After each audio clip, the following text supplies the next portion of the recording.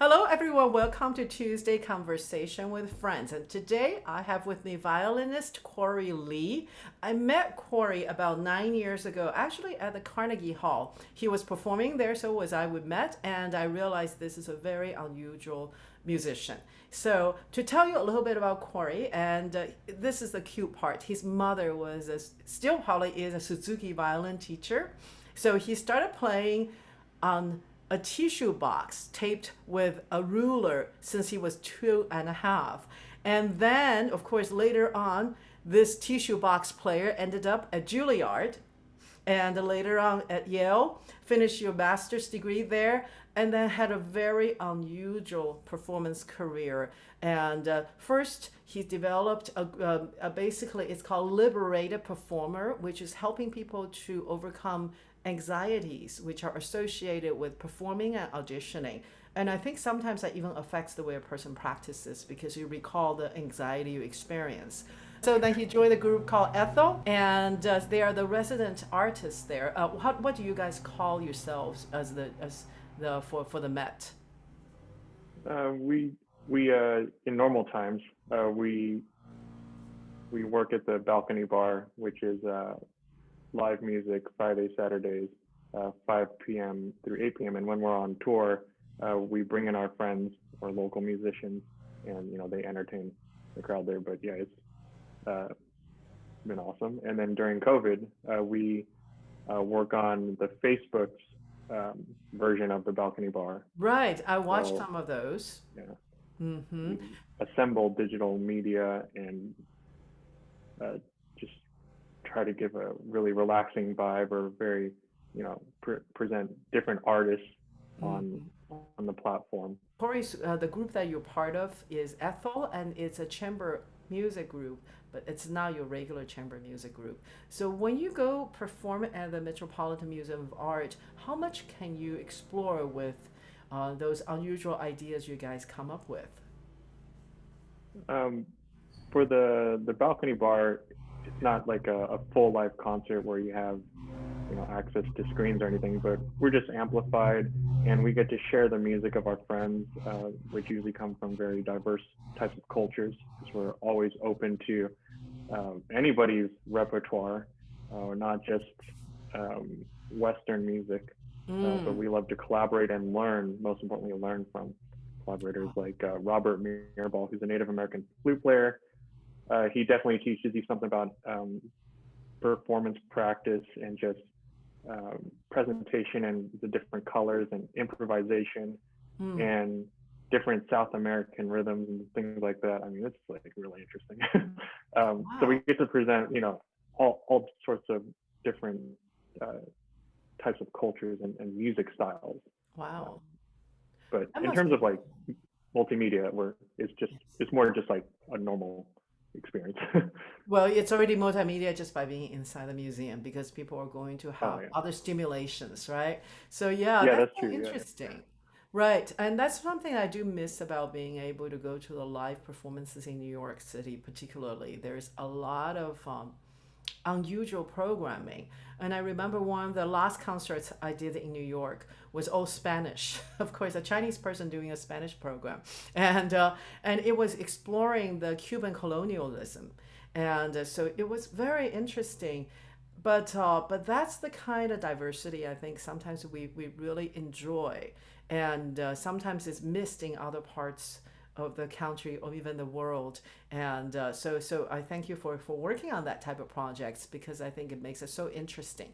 And we will be able to watch some of the clips from Ethel because now talk to me a little bit about what that group is. What is your core value for that group? ETHEL is fundamentally, a string quartet, right? We have our instrumentation are two violins, one viola, and a cello. But at the core of it is really like exploration. Um, I wouldn't maybe innovation, but just again curiosity. Willing to try things out, bringing people together through music. As a community, right? Reaching out through music to different cultures to bridge the gap, right?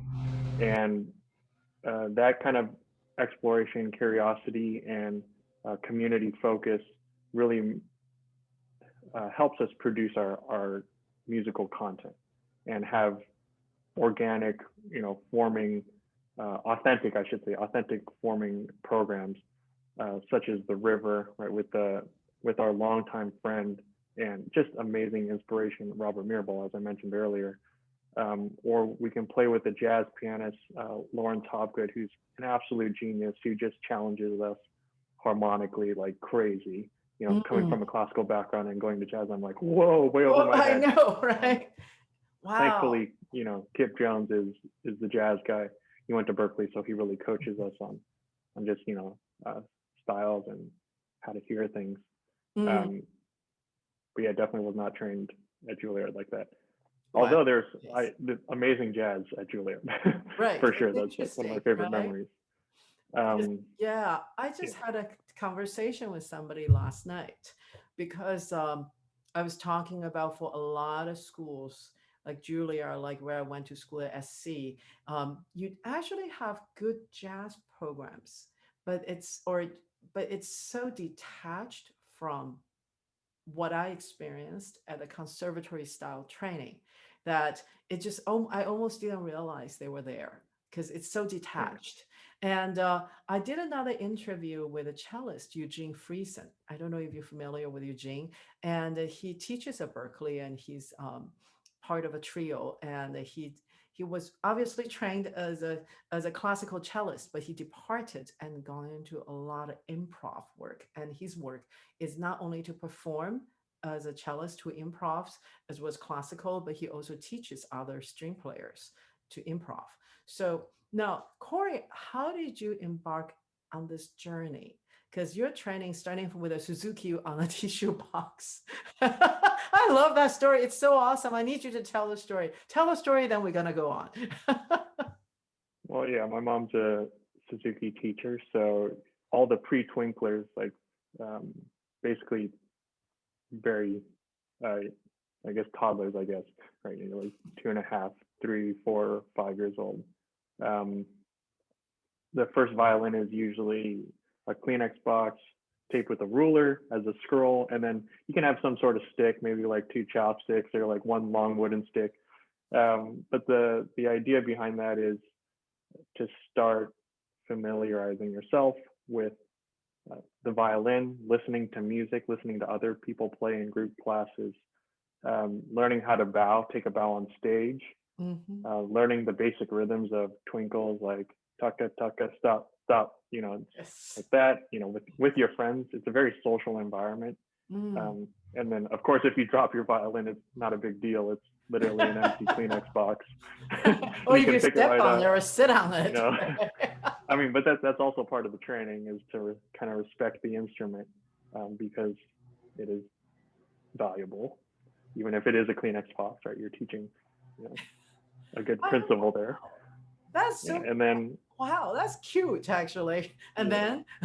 And then, just growing up in the Suzuki culture was probably the best because literally it's so social. Like, it's not like, oh, every toddler that walks in is going to be the next Ethos Perlman. It's like you get to grow into whoever you want to be in a very social gather, like a group, in a very social group. So like I have many very close friends that are from group class. And I mean, that's some of the stuff that keeps you going, for sure. It's the social aspect. Cory, you have a great sense of humor. And that's what struck me when I first met you. And of course, then during the process of preparing for our conversation today, I did a little social media snooping, and I saw your clip on the YouTube, which you guys, if you Google Cory Lee Violinist, you can probably find this clip. And that's the little violin, the little Paganini. The next piece is Paganini Caprice No. 5.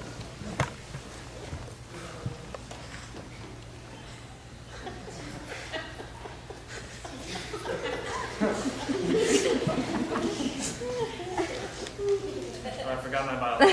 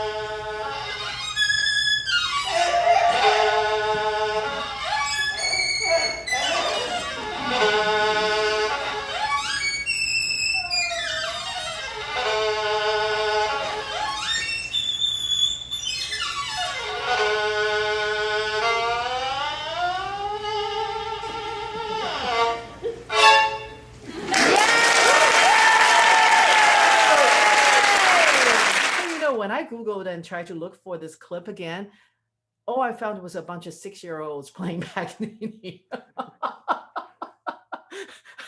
So funny. I know the complex that's given to people who are grown-ups, and let's talk about that a little bit, because we talked about part of your work is working with people's anxieties and audition preparations. And you talked about the kids nowadays are just getting better and better and better. And tell me a little bit about your experience working with students and working with your fellow musicians on those type of things, and what you're seeing nowadays that may be a little different than 10 years ago, or are they different? Yep. Hmm. It's definitely different. So 10 years ago, I was on my own personal journey to try to figure the whole audition and anxiety and performance thing out. Like I would be practicing for hours, doing all my homework, and doing well in the practice room. But when it came to the stage, like I definitely had some obstacles to overcome and some confusion too, because like we're all taught that like, oh, if you practice more, then you'll be fine. But that's totally not the case. And I've been lucky to work with literally all ages. So I think the oldest person I've worked with was 66 or something, Wow. with stage fright in an orchestra. And then obviously, younger kids at Suzuki camps as well. And then you have teenagers at, like the New York Youth Symphony, that are auditioning for either the orchestra or for college, to major in music. So it's like a whole wide range of talent levels, life experiences, especially with the age gap. But it all comes down to kind of some fundamental things like, are you okay with, being rejected socially? And also, do you have like a really good preparation process that can help you even if you do get a little bit nervous? And I think over the 10 years, it's really changed, because back when I was younger and in school trying to figure this out for myself, a lot of the strategies were managing techniques. so they would help you manage it, so we all know that breathing deeply and visualization, all that stuff helps, and I still use it. I mean, it's great stuff. It's like timeless strategies, used for sports, used for the Super Bowl, etc. So it's something to learn for sure, but it's really the second step, which is to be really okay with yourself and to be able to go on stage and just focus on your playing and just really enjoy the moment, and to not be worried about making mistakes, which ironically helps you perform better than if you were worrying about mistakes. But that kind of transition to being quote unquote liberated from this social judgment, and as an artist, like you gotta be that, or else you're just gonna be either stuck in a box in a way, or I mean, you're just gonna be stuck and you can't express yourself, and that limits your communication. Right. And I think really the nail in the coffin for this point is that when you talk to big international competition winners, right? Which the you most are. like In pressure case people didn't know, filled whatever. right? They always go on the final round, and you ask them, oh, how'd you play so well? It's like, oh, I just focused on myself. I didn't really care of the outcome. And I think that's a huge mindset shift from trying to get the validation of other people, and growing your tough skin to respond to rejection, whether it's a newspaper or a friend or a family member. Is like, that's a big point, is to be truly liberated in this box that we put ourselves in, and also the culture, specifically of classical music, puts on a performer. So that I think that's a shift that I'm trying to push for, which is kind of why I just so passionate about it and why it's so rewarding, because you get to reach, especially like the teenagers who are just about to go into college or something, and with this mindset they can hopefully navigate better and come out a stronger performer, like much faster than me. Well, or even if working with an older person, to finally get a consistent, maybe last year before retirement, just these nice free experiences without beta blockers, to just enjoy the music and play and enjoy the moment. I think the contradiction in this whole thing is you somehow have to care but not care, Yeah, and I think you have to be driven by the value that you want to produce something awesome, but you yourself should validate it, not somebody else. And I think it's interesting because I think in a conservatory environment, that is a real challenge. You're amongst a lot of very talented people, and they're only people who are in your class. Now, you think about all the people who are coming in and the people who are already out there. It could be a very daunting thought, and it could be paralyzing. Yeah, I think that experience pushes you to be really good at your instrument or your craft. And there is no lie that my classmates kicked my butt and continue to inspire me today. But ultimately, they're not the audience. No. They are part of the audience. But in conservatory, you get so focused on that audience, it gives you kind of weird experiences. So that's why a lot of times what we do in, let's say, a coaching session is we go out and play in public. First of all, how did you connect with your group? Because your group was already in existence for quite a while before you joined them, and they already had a vision, right? My last year at Juilliard, one of the former members of ETHEL came in and spoke in this business class, talking about all the wild gigs. So I wasn't ready for the message. But then after Yale, I was already, creating a lot of different explorations about how to, say, use an electric violin, use guitar pedals, use guitar sound effects, use software programs like DAWs, like Ableton, MIDI foot pedals, and using it to kind of remake some of the classics. So I started off very classical, um, for example, in with the simple idea of looping uh, the Bach partita, which happens to be harmonically the same for multiple movements, and just kind of layering them over each other. So I was already on this path of just like being very curious about, what can happen. And then upon graduation, I moved to New York, and I got really lucky because right after graduation, the former member of ETHEL knew me and recommended for me to audition. Mm-hmm. So I checked out ETHEL stuff this time, a few years later after that Juilliard class, and I was like, this is an awesome group. They fundamentally align with both my values, like in my type of playing and curiosity.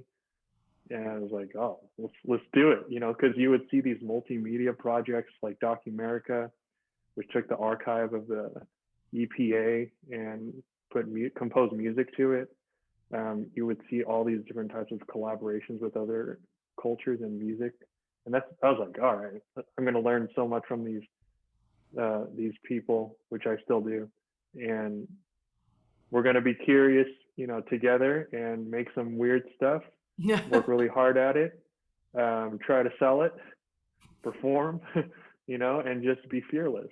Um, and so I was like, all right. So I actually used the Liberated Performer preparation process to make sure I went in there and knock it out of the park. So I felt really confident about my preparation, and on a cold day, I went in there for the first round, got called back, did it again, and before you know it, I'm playing with That's so awesome. ETHEL. That's Yeah, so and it's awesome. been with them for uh, 2015, so I guess almost 6 years, Wow. going Wow. on 6 years, Yeah. and So yeah. really So opened my eyes to what you can do as an artist. yeah. We took a couple months to really get in the groove of producing uh, these 20-minute videos presenting different artists. Of course, Mm, sharing the stage. That's huge with ETHEL, is to always share the stage, mm, um, and to put it on Facebook. And I think that it's reached a lot of people. I would say it's not big for like social media numbers, but I think it's around maybe like 17,000, that's each awesome. Friday. Wow, that's a Um, lot. and, and it's cool because we get to reconnect with our friends and meet new people. Mm, And even though sometimes we become the editors, we get to really do the ETHEL thing, which is to communicate and collaborate.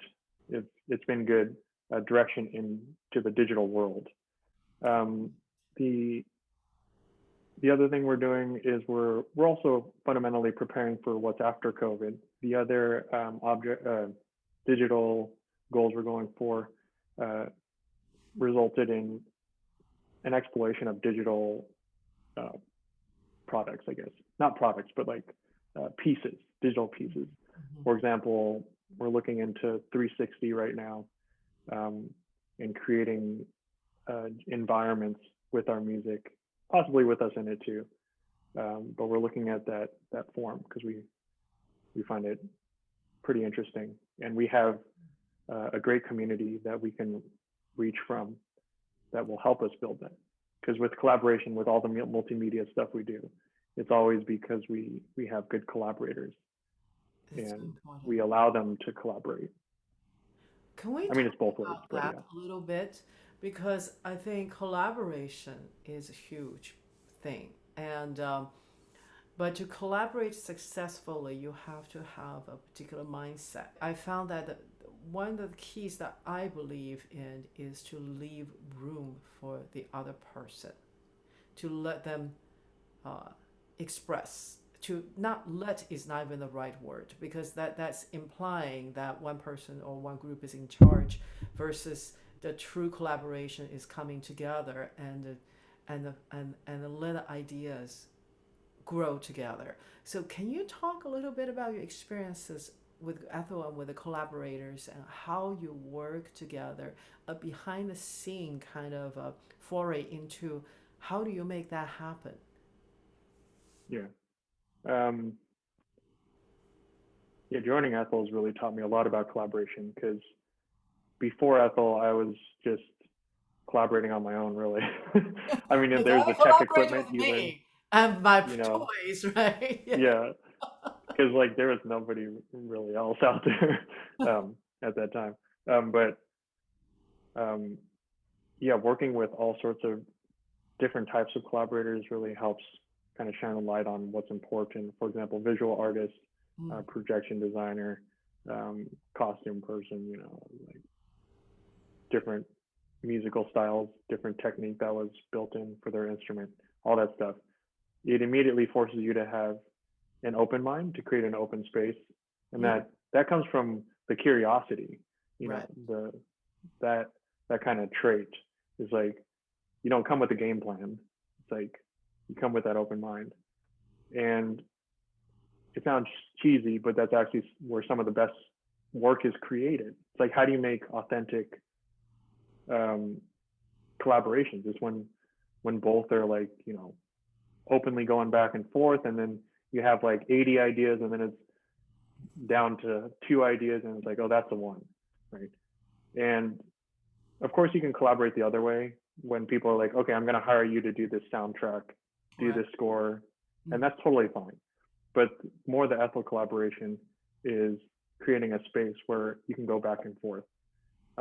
Now, of course, that gets really kind of frothy, and like, oh, let's just do this, and like, so there are some guiding stars, like mhm, is are there technical limitations, like working with a visual artist, mhm. doing design, like are there technical limitations to the performance menus we're at? Yes, there are. Okay, so that's got to be something that boxes our creativity in, which is good because without guidelines and and structure, creativity is actually a little bit harder sometimes.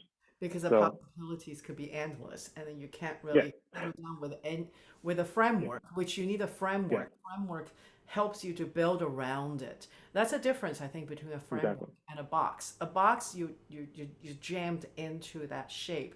With a framework, you build on it, and Yeah, and I think it's so true because I remember when I would speak with various people about collaborating with certain multimedia projects. And the first thing they often say is, "Oh, tell me, what do you want me to do? Is there a theme, a thing you want me to do?" And I would say, "No, not really.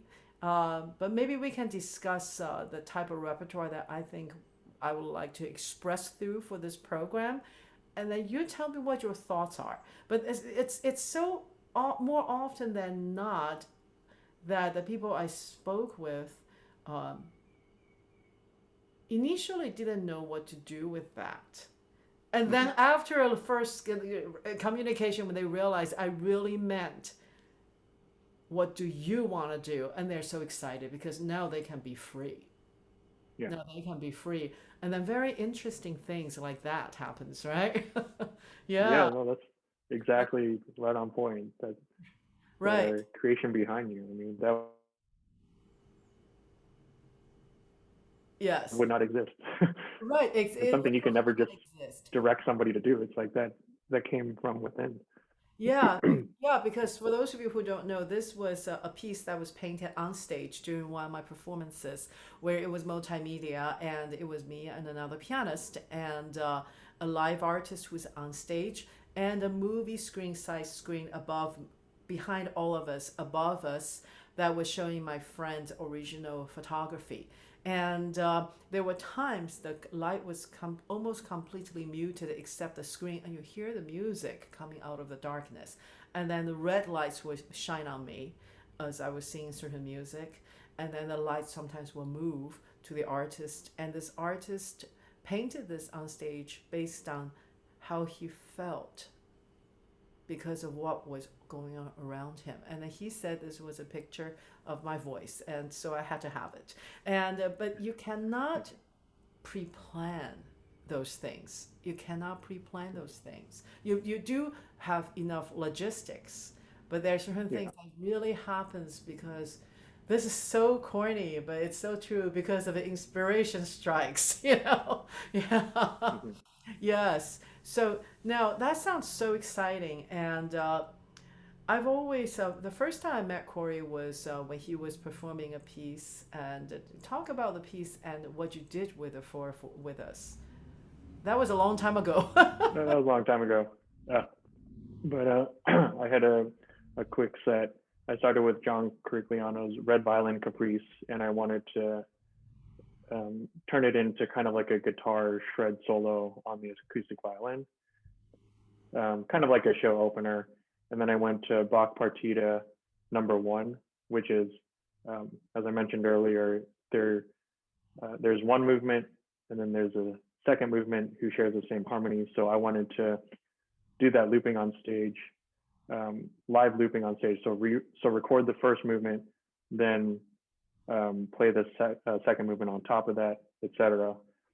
And I wanted to really push the artistic challenge of looping, because looping itself is usually, very short things with a strict rhythm. But with the Bach, it's so free in time, the Baroque style. You can't calculate it. You just have to practice it a bunch and just kind of listen and respond. But that was the fun challenge for me for that. So then it went from one kind of guitar acoustic shred solo to two violins, even though it's just me on stage still with a cheap looping station from Guitar Center, which I think is still working. No, I gave it to one of my students. All right, yeah. It's And still then working in somebody else's house, right? it's a hand-me-down. And then the third piece I played was Violin Phase by Steve Reich, which was originally meant for either multiple violinists or a pre-recorded track. And since it was minimalism, it had just one recurring musical thing, and it would be again live looped. So I would record it, and then it would just play over and over, and then I would play the exact same thing over it to make the next phase, and then again and again. And I wanted to use my guitar pedals, so I took my organic violin sound through the microphone, put it through a guitar effect of the octave, just a simple octave effect, dropped it down to kind of hit the viola range or the cello range. And then I dropped it down again as the piece went on to make a bass, kind of electronic bass sound, again, through the organic sounding violin form. It wasn't like pre-recorded. So it was like all live looping, all live sound effects. And by the end of the set, it was kind of this wall of sound kind of phasing in and out as a piece dictates. The timing is not just super rhythmic, it fluctuates. It phases in and out, and then it reaches a pattern, and then it phases in and out, and then reaches another pattern. So yeah, just doing my arrangements of those. It was really exciting. Yeah, I was there. It was really exciting indeed. Yes, yes. It was awesome. Well, Cory, it's been so awesome to catch up with you. It's been a long time since I've spoken with you, and I've been watching what you've been doing for the past 9 years, and it's just been exciting to see all the things started happening and growing. And I saw some of the things that you posted that you've done with ETHEL. It's just really fun and exciting. And I hope we will have the opportunity to have another conversation that maybe after COVID is over and after everything starts to run again, because I have a feeling after this year and a half, God knows how much longer, but hopefully not much longer. I think the creativity that will come out of this on the other end will be very different. And I would love to have another conversation then to maybe find out what did you and your group do. Definitely. I After think we got a lot of exciting projects coming up. So That's exciting. I'd yeah, love to hear more about it. I'm sure other people would as well. So thank you so much. yeah, And until next time, and thank you, Cory. And so hopefully another time we're going to have another conversation. definitely. Yes. So see you next time. All right. Thanks, Shirley.